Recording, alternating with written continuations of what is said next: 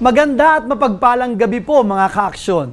Sama-sama po nating kilalanin ang mga kakampi nating mangarap, magsikap, tumulong at umaksyon para sa bawat Pilipino. Ito na ang panahon. Action time! Ako po ang inyong action man, Joel Villanueva.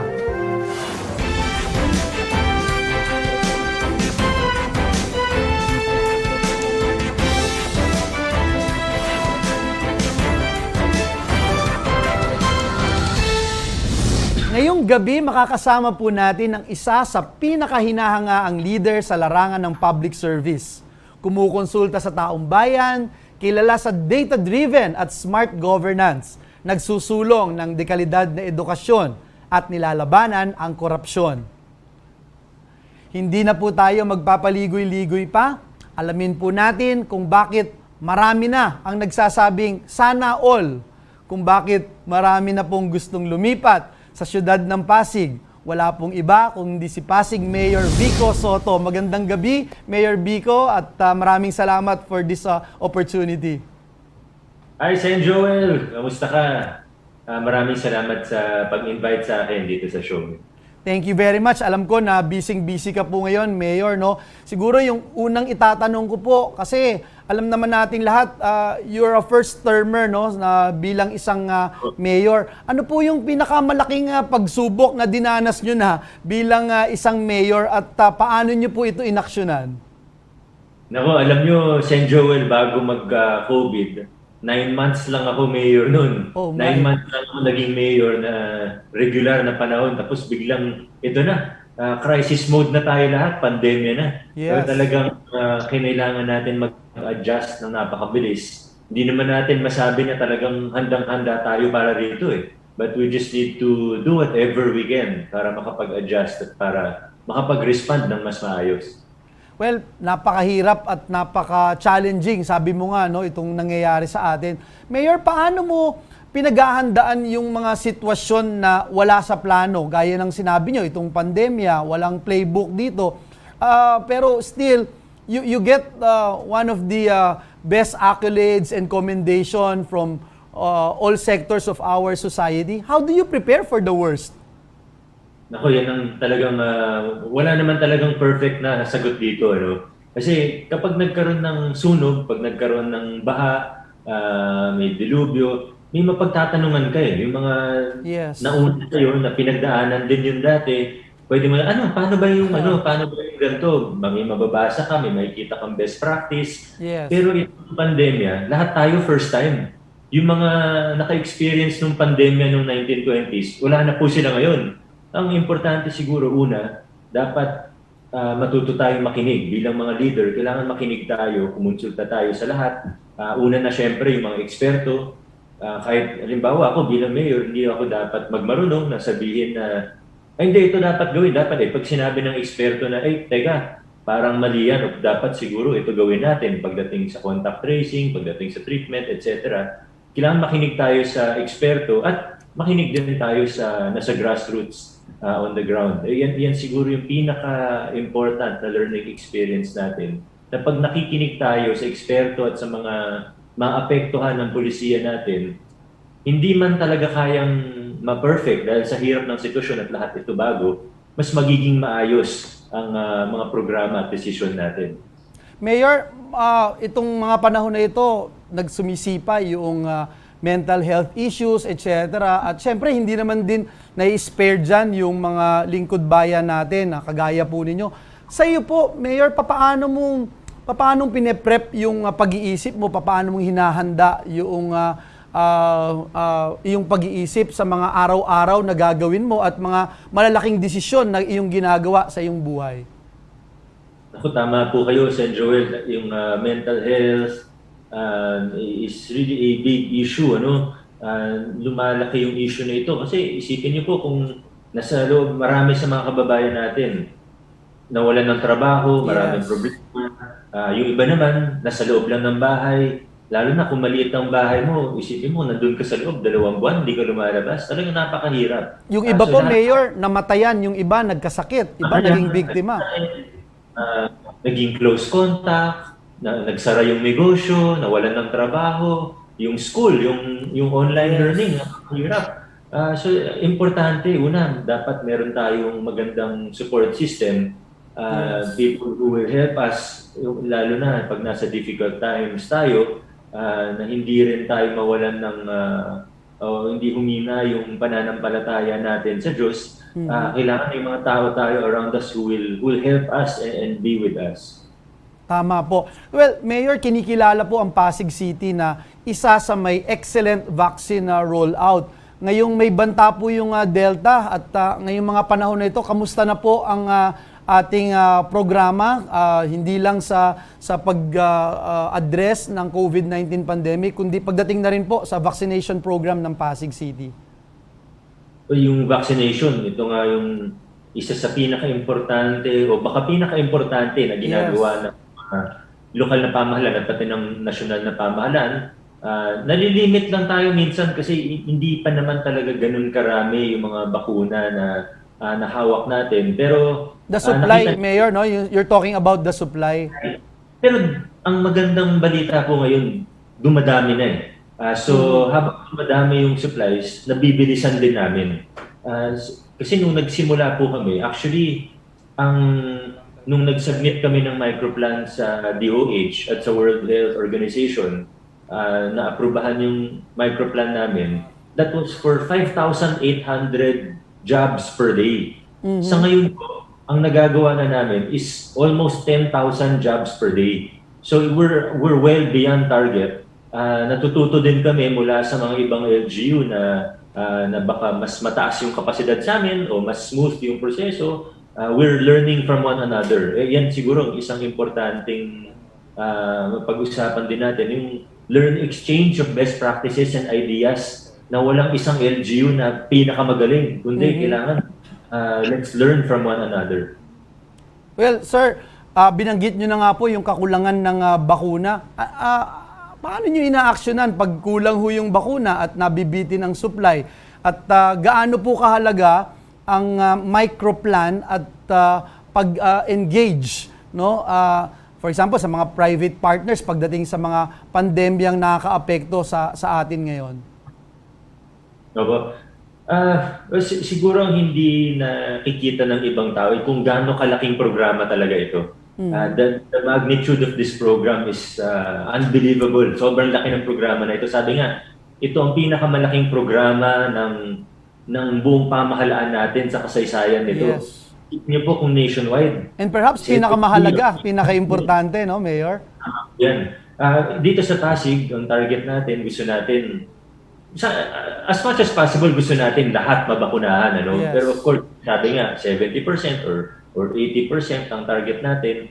Para po dun sa nabanggit ko kanina na 10,000 jobs per day, meron po tayo more than 10 sites that are operational at any given time, mga 12 sites po yan. Kaya pa namin magbukas kung may additional supply. Ano? Pero tingnan na lang po natin, per site, nasa 80 personnel yan. More or less lang po. Okay. Nasa 80 personnel per site. So kung 10 sites, 800 na po yan. Yes.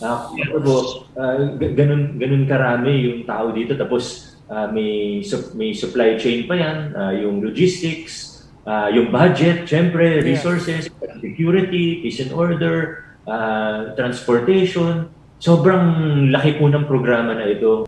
Mayor, paano nyo pinagpapatuloy yung vaccine education? No? Binanggit nyo kanina yung hesitancy kasi parang sa Pasig City napaka-konti kung wala mang vaccine hesitancy sa inyo. No? Ano po yung nakikita ninyong pinakamalaki o pinaka-epektibong paraan para dito?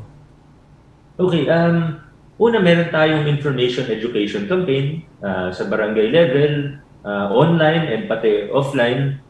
Pero sa experience po namin at sa nakita namin, ang pinakamagandang paraan para makumbinsi ang isang tao na medyo natatakot sa bakuna, na magpabakuna na siya, ay word of mouth. Ibig po sabihin, dapat may kakilala siya na nabakunahan na at asang tiwala sa bakuna na after a few weeks, nakita niya, ay yung pamangkin okay naman siya, malusog naman siya. Tapos nagpa-eclair pa nga siya ng antibody, nakita mataas yung antibody niya. So alat na yung balita na yun sa mga kumare niya, sa mga kumpare niya, sa mga amiga niya, di Kapitbahay, yeah. Yun po yung nakita namin Sen Joel. Kasi napansin namin nung una, few months ago, may mga area na parang mataas yung confidence. May mga area na di pa masyado. Nakita namin yung areas na mataas yung confidence is tinitrace ko, tinatanong ko, di ba sabi mo sa akin dati ayaw mo magpabakuna? Ba't ngayon nagpabakuna ka na? Ay hindi, kasi po yung Mayor, yung kapatid ko nagpabakuna na rin, okay naman siya. Tapos nagka-COVID siya, halos walang sintomas, hindi nagpabakuna na rin ako. So nag-snowball siya. And ngayon, masaya po akong ibalita sa inyo na medyo mataas yung confidence natin dito sa Pasig pagdating sa vaccine, yung vaccine confidence. So, nakaka-pressure din. Siyempre, kailangan mas bilisan pa natin, mas bilisan natin. But that's a good problem to have. Ang important, yun yung first step Let's convince people, let's get them more confident in vaccines. Tama po, Mayor. At isa pa sa mga nakilala yung Pasig, pag sinabi yung Pasig Pass, no? Sir, gaano po ka-epektibo yung technology o sistema ng Pasig Pass? At para sa mas maraming buhay ang masagip mula sa COVID at variant nito? Baka hindi po alam naman, baka may hindi po taga-Pasig na nanonood. Yung Pasig Pass, yan yung contact tracing solution namin na digital. So QR code based po siya. Yan. Nasa lock screen siya ng phone ko. Yung iba, kasi yung iba wala naman pong smartphone, piniprint po siya, ginagawa siyang ID or na-laminate siya. So very convenient. At ang importante dito, nagagamit natin yung datos sa contact tracing. Yes. Alam naman natin by now na isa po ito sa susi pagdating sa COVID response natin. At nakakatulong. Minsan may contact trace po kami tapos siyempre i-interview na siya nung CESU. Tapos sasabihin po niya, ito yung napuntahan ko. Tapos makikita namin sa log nung Pasig Pass niya, teka, pumunta kang Ayala the 30th mo, ba't hindi mo sinabi? Ay, nga pala. Tapos maalala niya na. Tapos maka-contact trace na namin ng mas maayos. And Sen Joel, if I may add, please, yung Pasig Pass is not actually just for contact tracing. Diyan po siya nagsimula. Actually, kinopya po namin to kina Mayor Rex ng Valenzuela. Kailangan ko lang lagi banggitin yun kasi we're very thankful kasi nakita namin yung best practice nila. In-adapt namin dito sa Pasig. Yun naman ang kagandahan na open ka sa lahat, no? Yung best practices, kunin mo at gamitin. Oo. Ano naman tayo, gobyerno naman tayo. Dapat maggayaan tayo para sa tao na ito. So, Sen Joel, we started with contact tracing. But eventually, we were actually able to link it to the Department of Health, CDRS, kung saan po yung PCR test results. Okay. Tapos pangatlo, na-link na rin namin to sa vaccination program at vaccination records natin. Galing. So, ngayon, inaayos po namin.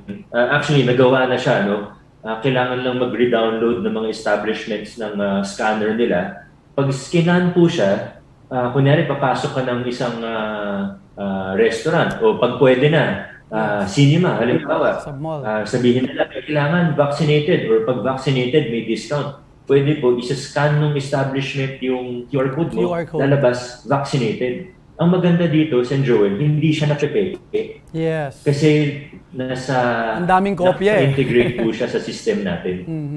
Anyway, napakarami pa po nating pag-uusapan na mga ka-aksyon. Aalamin naman po natin kung tatakbo bang muli si Mayor Vico bilang mayor ng Pasig o may balak pa siyang tumakbo sa mas mataas na posisyon ngayong 2022. Sa pagbabalik po yan ng Action Time.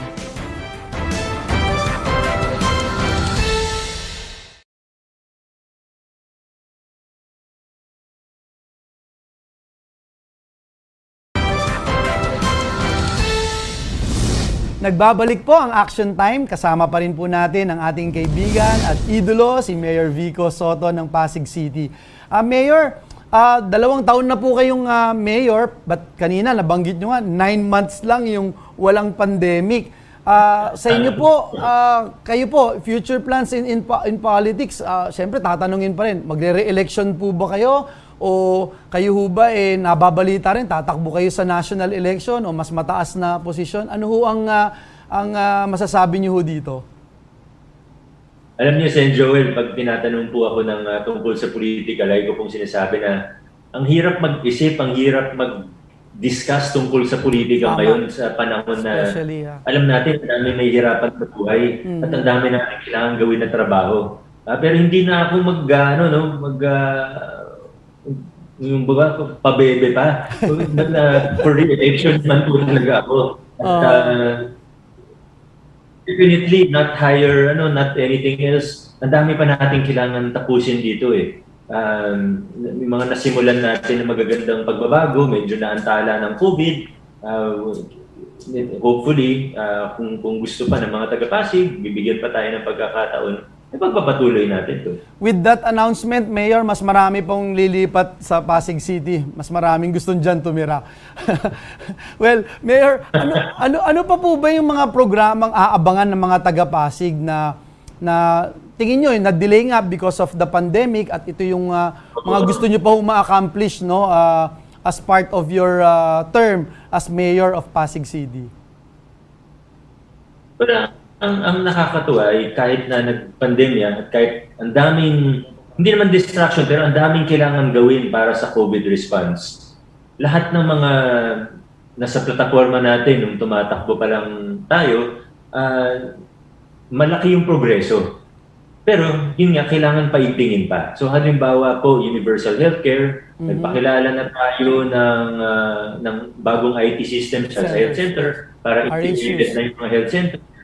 Pero medyo na-delay ito. So yung proof of concept niya at yung actual implementation niya, na-delay ng ilan months. So yung integration to the hospitals, baka next year na natin magagawa or later this year. So may mga ganun lang po, yung no balance billing sa hospital, nagawa na natin siya for COVID patients, gusto natin siya gawin for everyone. Yes. So yan yung mga bagay na siguro kung hindi nagkaroon ng COVID, masabi natin baka 90%, 95% implemented na. Pero dahil nagkaroon ng COVID, baka 60%, 65% pa lang. So, hindi na parang isa-isahin natin, pero there's just one example, yung sa universal healthcare. Alam natin, may batas sa tulong ng mga senador po natin. Yes, we push for it, yes. Well, Mayor, Mayor, talagang hindi rin po biro yung pagsasaayos pa ng sistema, no, sa Pasig, no? And we feel, Mayor, na importante na tanong, paano mo nagawa na ma-increase ang tax collections considering na may pandemic? Kasi tinitingnan mo namin, nakakolekta kayo, halos 9 billion po yun in taxes noong 2020. May COVID pa nakasabay. Paano niyo po nagawa ito? Baka miracle na lang po yun, Sen. John. You have to clarify also na ang ina-expect natin para sa susunod na taon, 2022, doon talaga mararamdaman yung pagbaba ng ibang taxes, particularly business tax. Yes. Mararamdaman pa rin po natin yan. Medyo bababa talaga yung target income natin for 2022. Kasi nag-contract talaga yung economy, both national and local. Yes. At least. So, we just have to do what we can para ma-pump up ulit yung ekonomiya natin. And then how do you prepare for this, Mayor, no? Yung adjustments? Kasi kagaya nga ng pinag-uusapan natin kanina, walang playbook, walang format, etc. Now we're undergoing itong 2-week ECQ. We don't know how it's going to end. Yun yung doon lumalabas talaga yung galing ng mga leader na kagaya po ninyo. How do you prepare for that? Actually, ito po nagkataon, Sen. Joel, na nandun lang sa gilid ng desk ko. Yung presentation ng re-engineering nung business permitting process namin. So ito sa reason na hindi sobrang bumaba yung mga tax collection. Kasi sa gitna ng pandemya, we were able to institute a lot of reforms pati dun sa BPLS natin. So the team has really been working overtime to just implement changes even in the middle of the pandemic. Talagang pag sinabing Mayor Vico, efficiency yung susunod, no? Well, Mayor, siguro tanong naman ako ng medyo personal question. Can you describe your family at papaano kang hinubog ng iyong pamilya to who you are? Well, siguro public knowledge naman, Sen. Joel, na lumaki ako sa isang single parent home kay mama, kay Connie. But my dad was always there. Hindi man sila magkasama sa bahay, he was always there every important occasion. Pero yung pinaka values, yung pinaka yung faith, love for God, siguro masasabi ko a big part of that talagang galing kay mama. At growing up with her in the home, na talagang kilala niyo si Mama, St. Joel, at nung bata ko, madalas ko kayo makatama actually. So, yun talaga yun. Hindi ako makapaniwala na mas malaki ka pa sa akin ngayon. Yung mga values na in-impart niya sa akin, from when I was a baby, talagang nag-stick yun sa akin. Ano yung mga natutunan mo with your mom, kay Tita Connie, na tingin mo na nanatili sa puso mo at naging life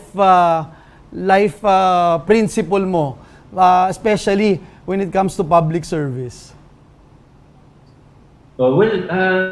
Si Mama, ano yan di ba? Never yan sa gobyerno, never nagka-position sa gobyerno. Talagang trabaho lang siya at bahay.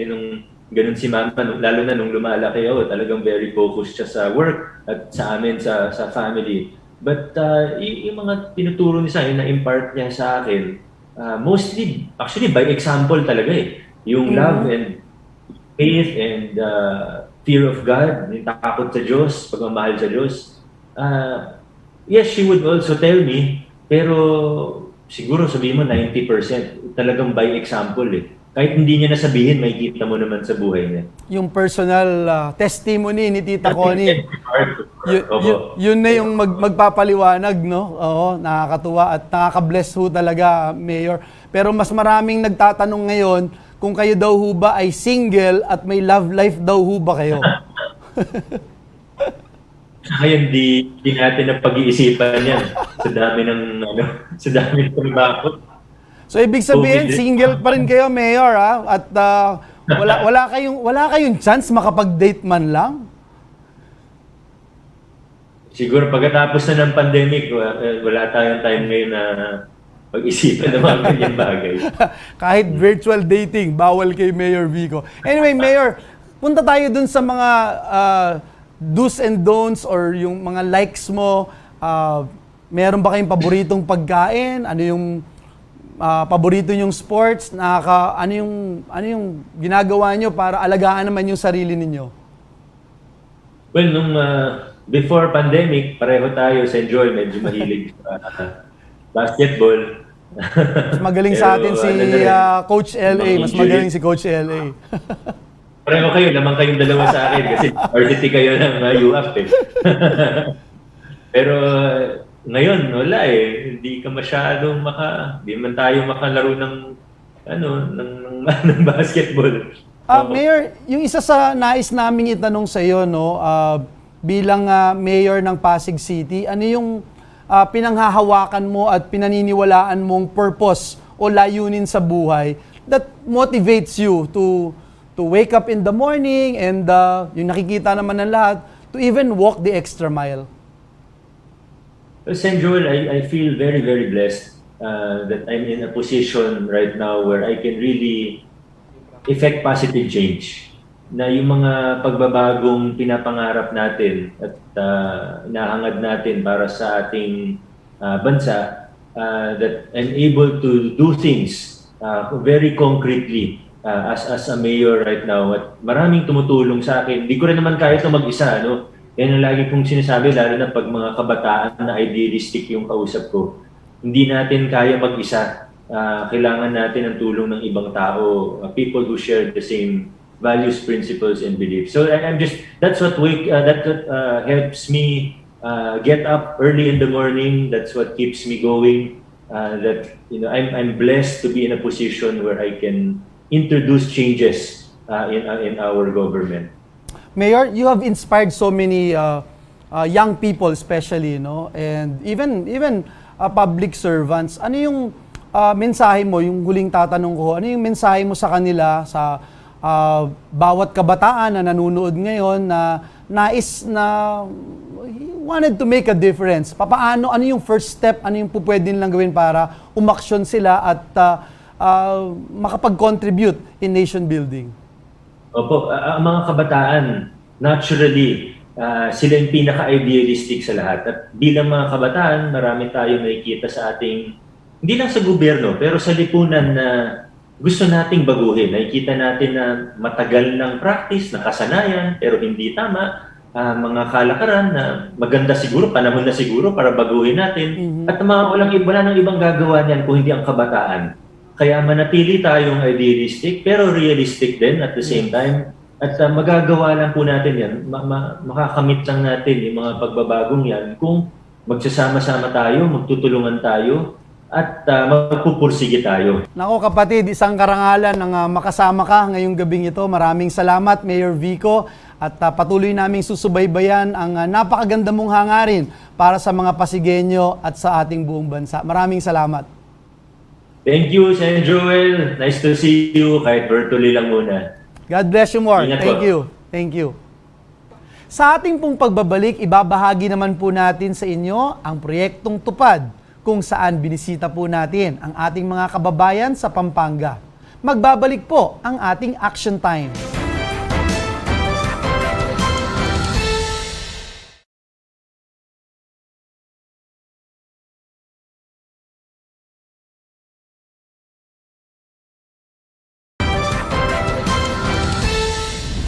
Sunod-sunod po ang problema sa trabaho at kabuhayan ng ating mga kababayan dahil sa COVID-19 pandemic. Bagamat may mga panawagan po na magtuloy-tuloy ang ayuda, mas marami pa ring naghihintay ng tulong pangkabuhayan, lalong-lalo na po ang ating mga displaced workers. Kaya umaksyon po tayo para mapondohan ang programang Tupad o Tulong Pangkabuhayan sa ating displaced o disadvantaged workers. Libo-libo pong mga kababayan natin ang nabigyan ng emergency employment sa bawat sulok ng ating bansa. Tulad na lang po sa San Fernando, Pampanga, kung saan 2,000 kabalin natin ang nakinabang. Panoorin po natin ito, mga ka-aksyon. Malawakan at paulit-ulit na lockdown. Mataas na bilang ng mga walang trabaho. Ilan lamang sa mga problemang kinakaharap ng bansa magmula ng balutin ang ating bayan ng pandemya. Para tugunan ang matinding dagok sa trabaho at kabuhayan, umaksyon po ang inyong empleyado sa Senado kasama ang Department of Labor and Employment para palawakin ang programang Tupad o Tulong Panghanap Buhay sa ating disadvantaged o displaced workers. Layunin po ng Tupad na mabigyan ng emergency employment ang mga kababayan nating nawalan ng trabaho sa pamamagitan ng pagtulong sa mga gawain sa kani-kanilang mga komunidad. Nito lamang mga nakaraang linggo ng Agosto, nakasama natin ang 2,000 benepisyaryo ng Tupad program at ang mga lokal na pamahalaan sa Pampanga. Tinanggap po ng ating mga kabalin ang halagang katumbas ng 10 araw na pagtatrabaho at pagseserbisyo nila sa kanilang mga komunidad. Ginanap po ito sa Brengiao Convention Center sa San Fernando, Pampanga, kasama si Governor Dennis Delta Pineda. Nag-exert kayo ng effort, nagsipag ho kayo, nagtrabaho po kayo. Kaya po sa inyong lahat na naririto, na may payout ngayong araw na ito, gusto ko hong sabihin, saludo po kami sa inyong lahat.